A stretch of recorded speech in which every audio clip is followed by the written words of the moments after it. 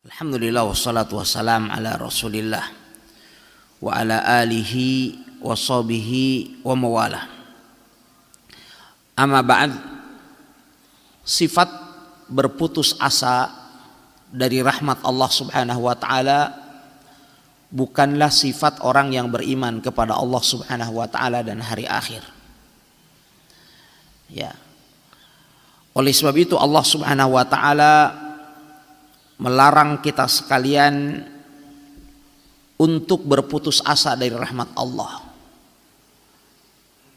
Qul li'ibadiyalladzina asrafu ala anfusihim la taqnatu min rahmatillah innallaha yaghfiru dzunuba jami'a. Katakanlah kepada hamba-hambaku yang melampaui batas atas diri mereka sendiri, janganlah kalian berputus asa dari rahmat Allah subhanahu wa ta'ala, karena Allah subhanahu wa ta'ala mengampuni seluruh dosa. Ya, seorang mukmin harus tetap optimis dengan rahmat Allah subhanahu wa ta'ala, karena tidak ada satu kesulitan yang dihadapinya pasti di sana ada solusi. Bahkan solusi itu datang bersama dengan kesulitan, bukan setelah terjadinya kesulitan. Hanya saja dibutuhkan adanya mujahadah bagi kita sekalian untuk mencari solusi itu. Karena Allah Subhanahu wa taala berfirman, "Inna ma'al usri yusra." Sesungguhnya bersama kesulitan itu ada kemudahan. Allah Subhanahu wa taala tidak berfirman sesungguhnya setelah kesulitan ada kemudahan, tetapi bersama kesulitan itu ada kemudahan. Ya, oleh sebab itu tidak diperbolehkan bagi seorang muslim untuk berputus asa, apalagi kemudian ia berangan-angan untuk segera mati. Karena Nabi Shallallahu Alaihi Wasallam beliau telah bersabda, la yatamanna ahadukumul mauta lidurrin nazala bihi. Janganlah salah seorang di antara kalian berangan-angan untuk mati karena sebuah kesulitan yang menimpanya. Tidak boleh. Tidak boleh berangan-angan untuk mati karena kita menghadapi masalah. Kalaupun seandainya kita sampai pada batasan yang klimaks, ya, kalaupun kita sampai kepada batasan kesulitan yang serasa sangat sulit untuk kita hadapi, kata Rasulullah, fa in kana la budda mutamanniyan, kalaupun seandainya kita harus berangan-angan untuk mati, falyaqul, maka hendaklah ia mengatakan, Allahumma ahyini makanatil hayatu khairan li. Ya Allah, hidupkanlah aku, berikanlah aku usia yang panjang apabila kehidupan itu lebih baik bagiku. Wa tawaffani idza kanatil wafatu khairan li, dan wafatkanlah aku jikalau kematian itu lebih baik bagiku. Kalaupun seandainya kita harus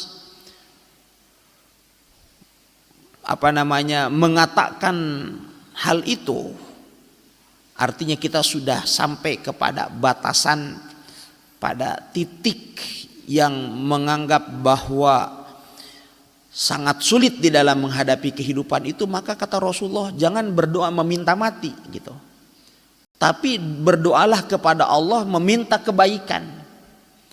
Ya Allah, berikanlah kepadaku usia yang panjang jikalau usia yang panjang itu baik bagiku, dan wafatkanlah aku, pendekkanlah usiaku jikalau dengan pendeknya usia itu lebih baik bagiku.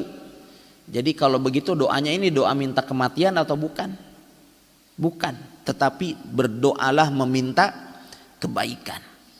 Ya, berdoa meminta kebaikan, tetap optimis. Ya. Dan tidak diperbolehkan bagi seorang muslim menempuh jalan-jalan pintas yang ia yang ia duga bahwa itu dapat menyelesaikan masalah sampai kepada tahapan bunuh diri misalnya. Karena dengan bunuh diri justru tidak akan menyelesaikan masalah, masalahnya akan semakin panjang. Kalau masalah yang saat ini Anda hadapi di dunia ini hanya sampai di dunia, tapi dengan cara bunuh diri justru masalahnya akan berkepanjangan sampai kehidupan akhirat kelak. Dan itu tidak mungkin untuk dilakukan oleh seorang yang beriman kepada Allah Subhanahu wa taala dan hari akhir.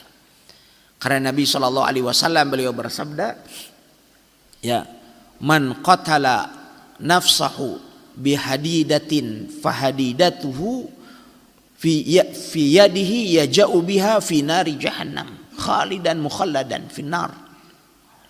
Barang siapa yang bunuh diri dengan sebilah pisau, maka pisaunya itu akan tetap berada di tengahnya, di tangannya, lalu kemudian dia akan menikam dirinya dengan pisau tersebut selama-lamanya di dalam neraka. Waman tarodda min jibalin faqatala nafsahu fahuwa yatarodda fi nari jahannam khalidan mukhalladan finnar. Dan barang siapa yang bunuh diri dengan cara melompat dari ketinggian, maka dia terus akan melompat di lembah-lembah dalam neraka jahanam selama-lamanya. Atau kama qala Nabi sallallahu alaihi wasallam, barang siapa yang mati karena gantung diri, maka demikian pula dia akan terus menggantung dirinya di dalam neraka jahanam selama-lamanya. Sehingga ancaman bagi mereka yang bunuh diri tentu ya adalah ancaman yang sangat serius. Walaupun kita tidak mengkafirkan mereka yang bunuh diri, tetap statusnya sebagai seorang muslim. Ya. Dan kalaupun dia meninggal tetap disolatkan oleh orang-orang awam, namun tidak diperbolehkan disolatkan oleh para ulama dan tokoh-tokoh masyarakat sebagai bentuk protes dan efek jerak terhadap apa yang dilakukan oleh orang-orang semisalnya. Tetapi ancamannya sangat serius. Ya, tidak boleh untuk dilakukan oleh seorang muslim, dan seorang muslim justru harus mencari cara bagaimana dia meninggal dengan husnul khatimah, dan itu adalah cita-cita setiap muslim. Berusaha meninggal dalam kondisi terbaik gitu. Jangan meninggal dalam kondisi sia-sia. Ya, karena para malaikat pun seakan dibuatnya kaget gitu apabila seorang muslim meninggal dalam kondisi yang tidak wajar, dalam artian kata meninggal dalam kemaksiatan atau tidak dalam ketaatan.